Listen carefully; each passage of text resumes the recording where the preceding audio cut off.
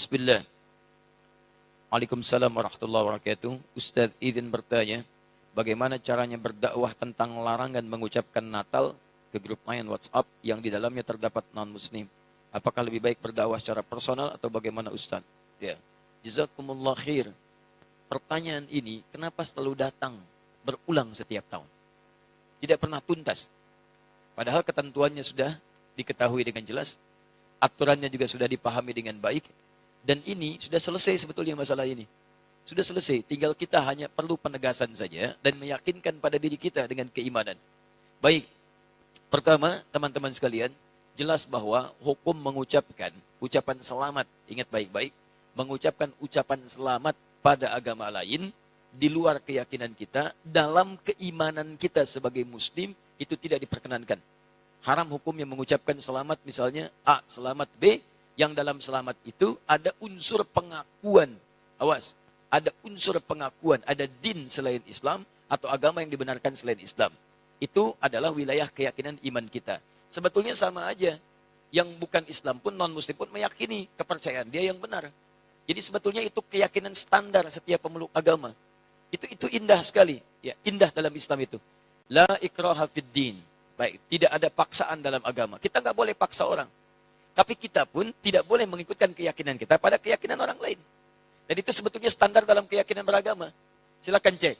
Quran surah ketiga Ali Imran, ayat ke-19. Paling kiri sebelah atas. Inna dina indallahil Islam. Inna dina, sungguh ad-din.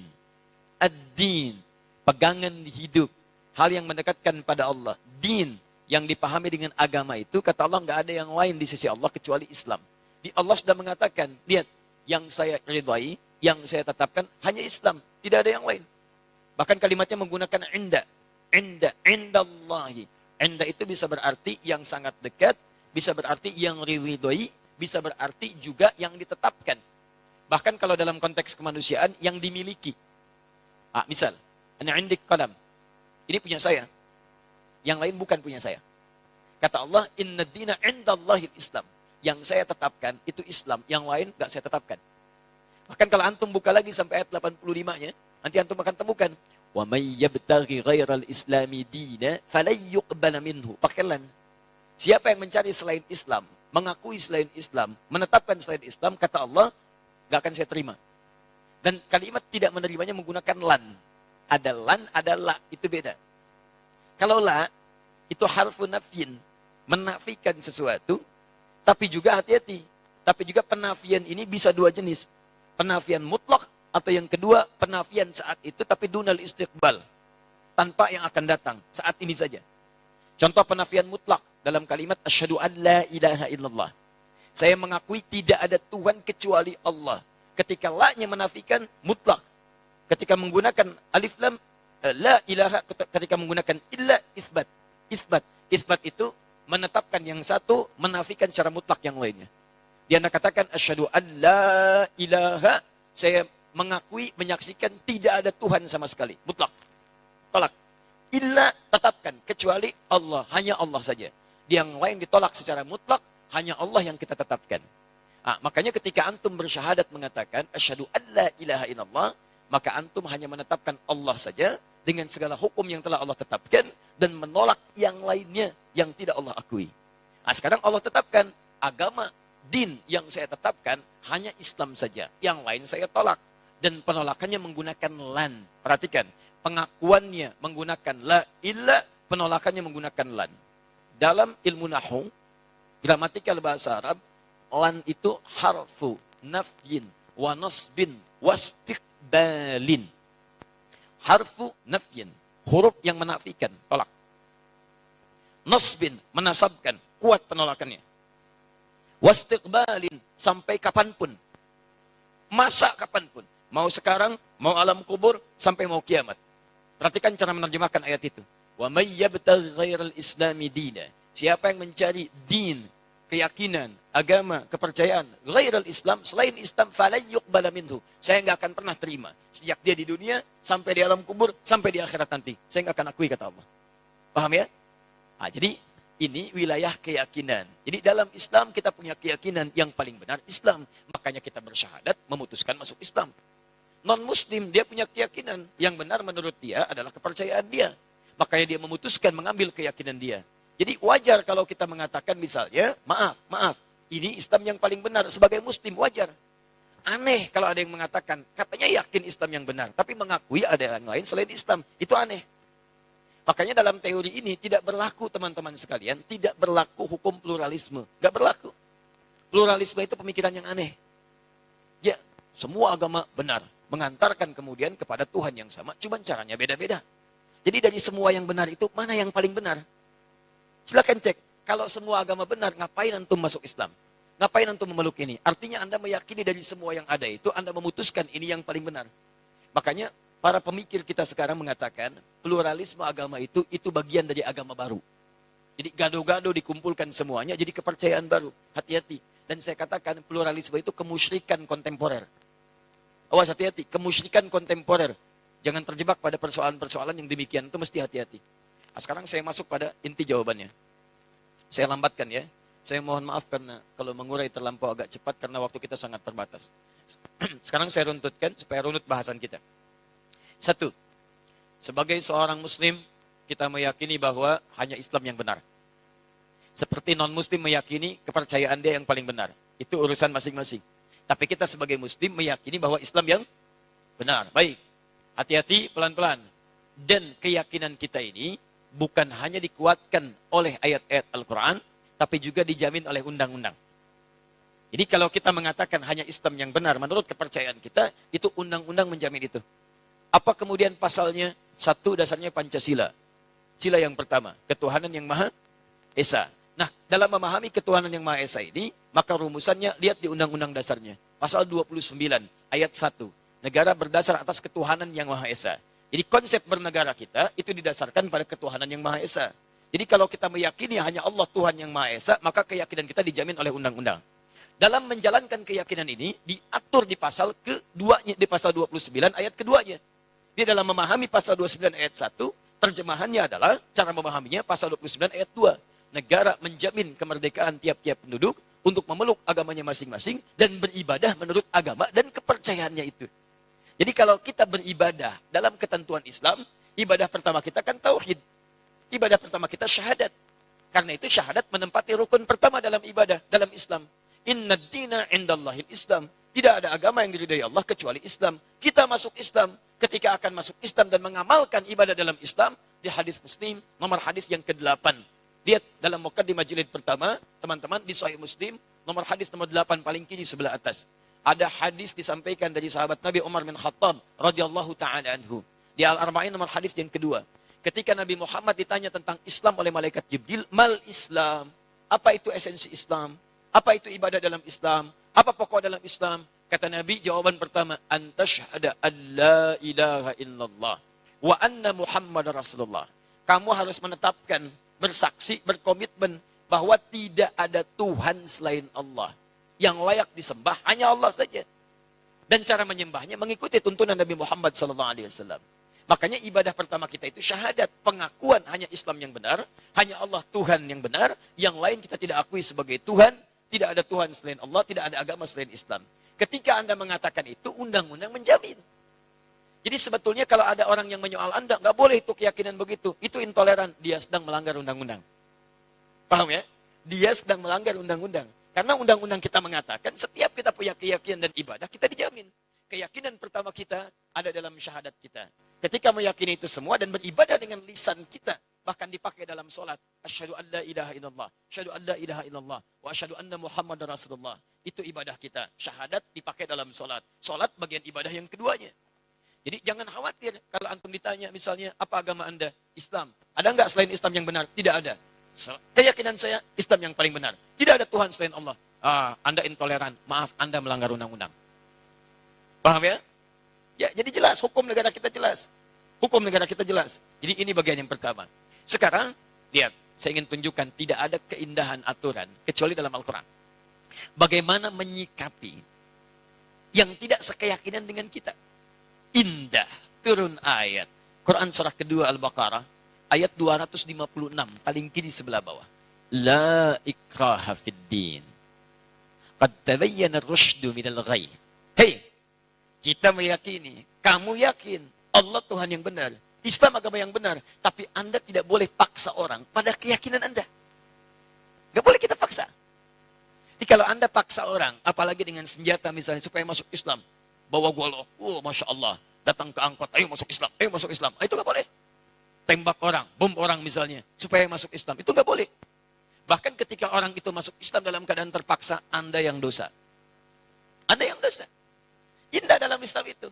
Kita akui Islam yang benar, kita akui Allah Tuhan yang hak, tapi nggak boleh paksa orang pada wilayah keyakinan kita. Nggak boleh. Bagaimana kemudian kita bisa menerangkan nilai-nilai Islam? Caranya dakwahi mereka. Sampaikan risalah.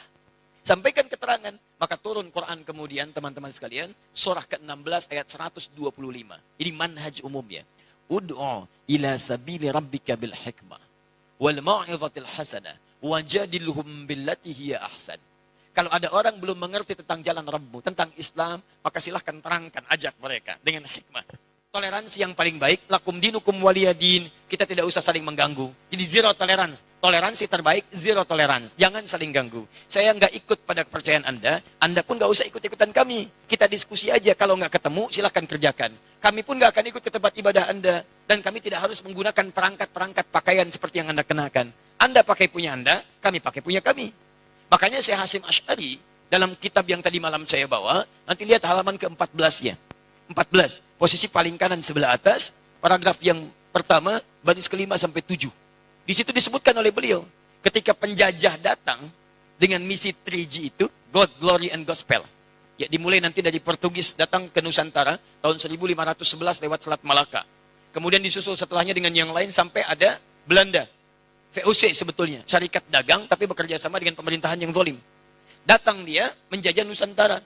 Sebelum jadi Indonesia, beliau sudah keluarkan fatwa. Karena mereka misinya 3G, kemanapun ada, itu dibekali.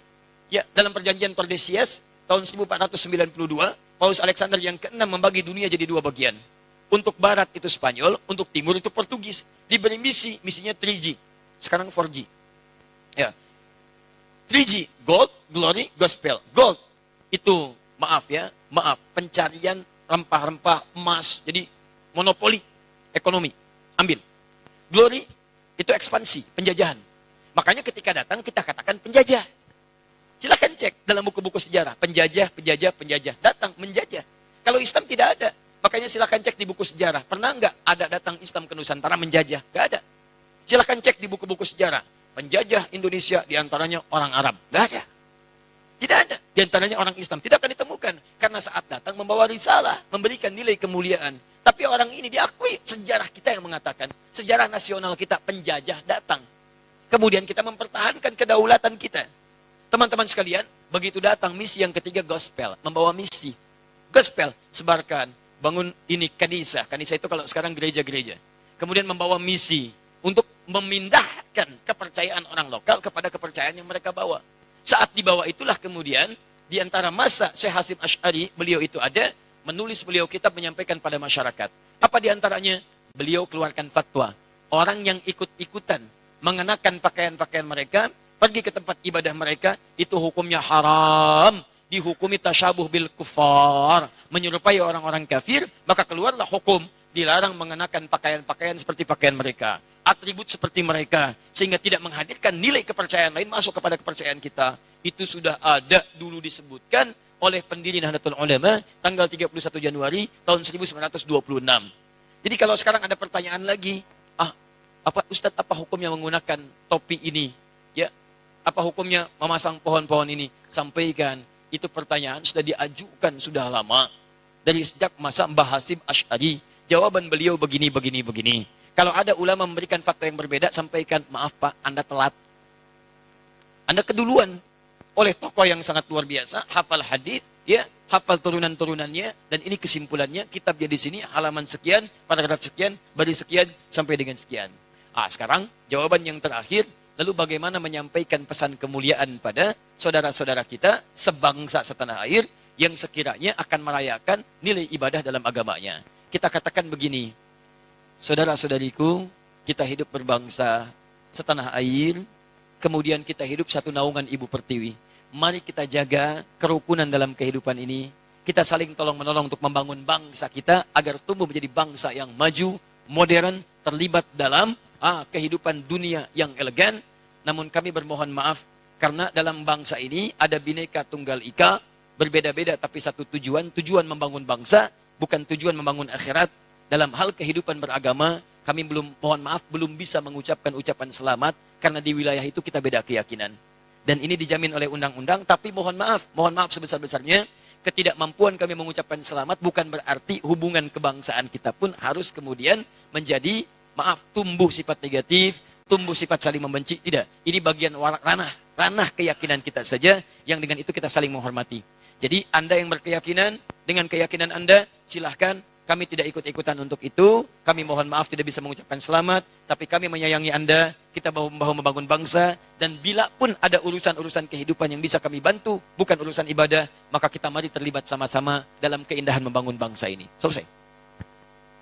Kuat. Dan gak usah malu. Dan tolong, apakah ada non-muslim memaksa kita untuk mengatakan selamat? Tidak. Ini agak aneh memang. Non-muslimnya aja nggak nuntut. Kenapa muslimnya rame? Jelas ya? Yang bikin rame kan orang-orang kita juga. Dan kita itu siapa mereka? Orang-orang penyakit ada hatinya. Itu yang bikin rame. Silahkan lihat tuh. Yang ribut mengucapkan masalah itu bukan non-muslim. Non-muslim biasa-biasa aja. Itu yang orang-orang ada penyakit di hatinya. Dan sebetulnya itu tantangan terberat kita. Itu yang paling berat. Ya. Termasuk maaf itu. Dakwah-dakwah kita Al-Quran dan Sunnah juga terganggu dengan orang-orang kita sendiri. Orang lain itu diam aja, kelihatannya nggak ada masalah. Orang-orang kita aja. Begitu, saya pernah kemarin menyampaikan uraian, saya uraikan dari awal sampai akhir, dari akar sampai ke pucuk sampai ke buahnya. Tiba-tiba video kami dipotong. Ustaz Adi menyampaikan yang tidak mengikuti maulid kafir, tidak mengikuti maulid kafir. Masya Allah, ribut satu desa di Kuningan. Gara-gara potongan itu. Itu kebiasaannya mirip-mirip tuh yang kemarin. Potong video, tampilkan di YouTube, terus diserang oleh banyak orang. Saya kemudian lihat ini siapa sebetulnya, polanya itu begitu. Kalau saya mengajak pada persatuan umat, menerangkan dalil, saya tuh nggak pernah paksa orang, mau ikut silahkan. Tidak, nggak ada masalah. Beda pendapat wajar. Kalau ada perbedaan, ayo duduk bersama. Sampaikan. Anda benar, saya akui. Anda salah, saya tidak paksa. Tapi jangan sampai perbedaan itu menjadikan kita berselisih. Ini unik ini. Setiap ada orang ngajak kepada persatuan dengan cara yang baik, muncul orang-orang ini. Saya jadi bingung orang-orang ini siapa sebetulnya. Silahkan cek siapa sebetulnya itu. Dan tagline-nya ngajak dakwah Quran Sunnah. Itu bukan Quran Sunnah itu. Kalau disebut Wahabi, bukan. Saya tinggal di negara Wahabi. Ya, nggak seperti itu juga. Saya pernah tinggal di Mekah, saya kunjungi Madinah, kemarin saya datang, biasa saja. Kita normal-normal aja. Ini orang-orang ini siapa sebetulnya ini?